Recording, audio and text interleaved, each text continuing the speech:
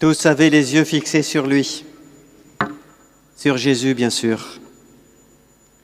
C'est lui l'envoyé du Père, le Messie, celui que les Juifs attendaient. Il est envoyé pour annoncer les bienfaits de Dieu, pour consoler, pour délivrer, pour guérir, bref, pour sauver. Mais Jésus ne vient pas comme un plombier qui vient réparer une fuite et qui rentre chez lui. Jésus est consacré par l'onction.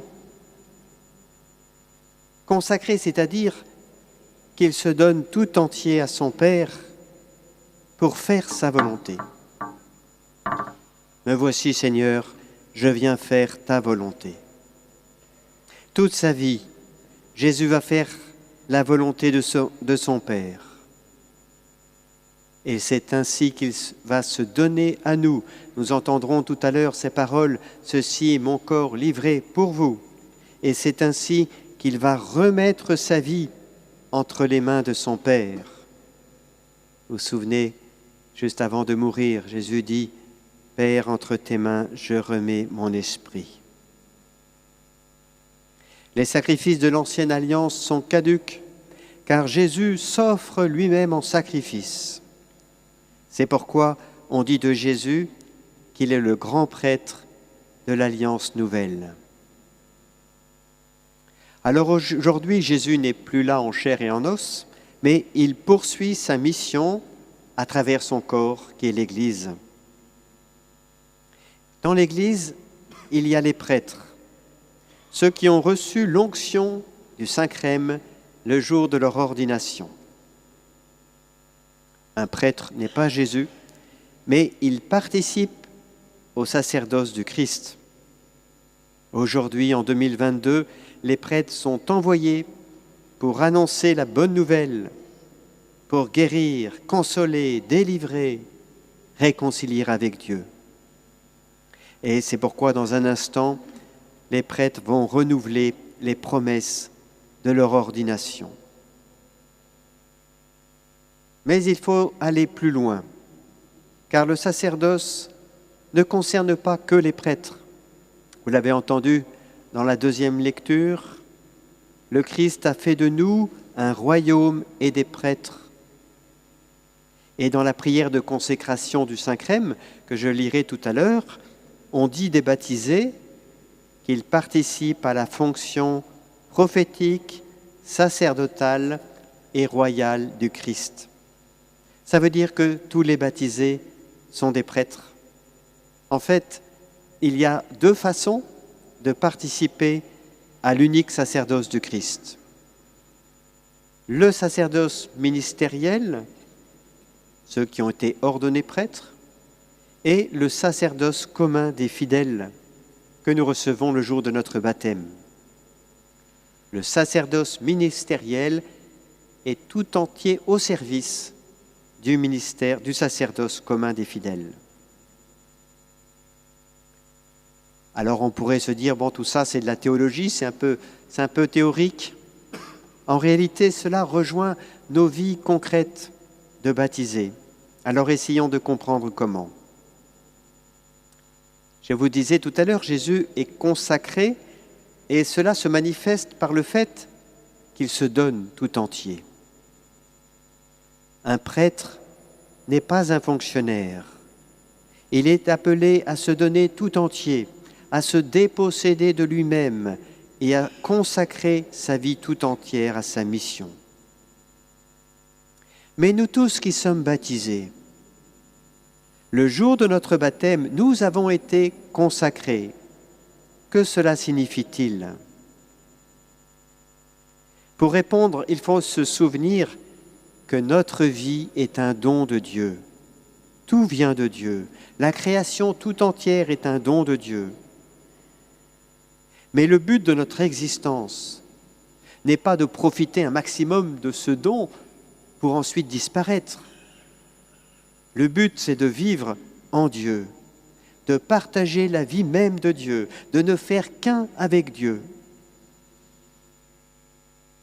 Oui, ma vie m'a été confiée par Dieu et au fond, il y a deux solutions. Soit je me considère propriétaire de ma vie, mais alors je perdrai tout. Soit je considère ma vie comme un talent qui m'a été confié par Dieu, un talent à faire fructifier et à remettre entre les mains de Dieu. Et alors, ma vie atteindra sa plénitude en Dieu.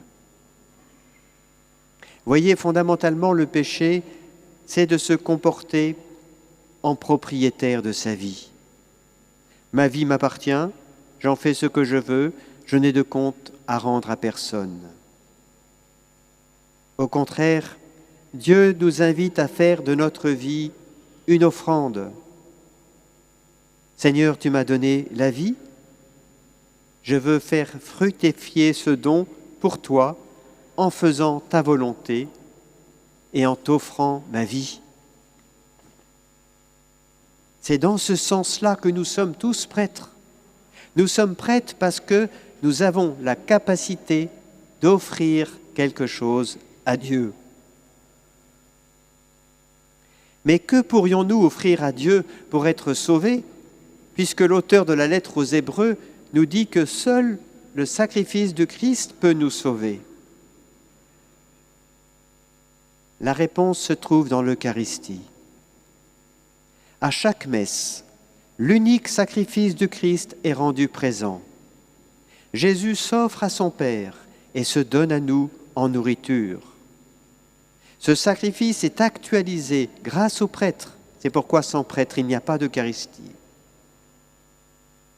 Mais en tant que fidèles baptisés, à la messe, nous ne sommes pas des spectateurs passifs.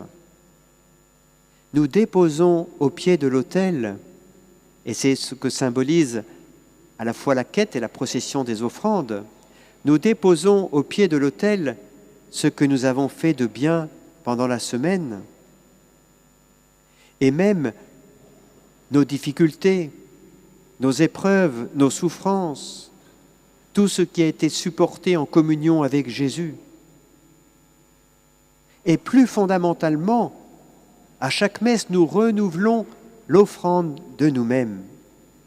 Seigneur, ma vie t'appartient, je veux faire ta volonté. Et lorsqu'à la fin de la prière eucharistique, le prêtre élève la patène et la coupe en disant par lui, avec lui et en lui, à toi, Dieu le Père, tous nous répondons Amen, c'est le grand Amen. Tous ensemble, par les mains du prêtre, nous offrons au Père le sacrifice du Christ et nous nous offrons nous-mêmes. C'est ainsi que nous sommes un peuple sacerdotal. Ensuite, après cet acte intérieur si important, ensuite nous pouvons, mais ça ne doit pas être automatique, nous pouvons aller communier.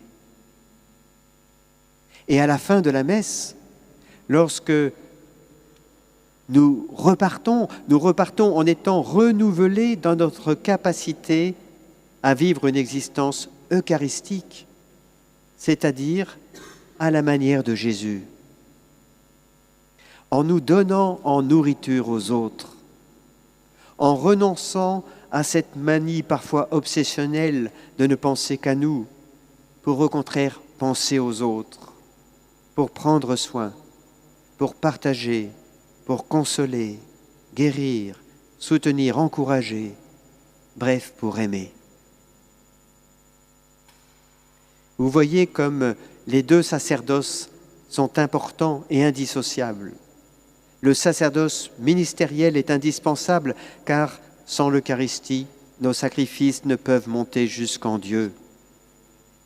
Mais ce sacerdoce ministériel est ordonné au sacerdoce commun pour que nous devenions tous ensemble un peuple sacerdotal, un peuple qui devient alors instrument de salut pour le monde. Quel mystère! Un mystère qui s'éclaircit lorsque nous regardons Jésus. Tous avaient les yeux fixés sur lui. lui qui nous aime, comme dit Saint Jean dans la deuxième lecture. Il n'y a que dans la lumière de l'amour que ce mystère se dévoile. Sans l'amour, cette histoire de sacrifice est incompréhensible. Aujourd'hui s'accomplit ce passage de l'Écriture que vous venez d'entendre, dit Jésus. Oui, aujourd'hui, Jésus est là, au milieu de nous, et c'est lui qui nous demande « M'aimes-tu ? Veux-tu faire de ta vie une offrande d'amour ? Veux-tu m'offrir ta vie ?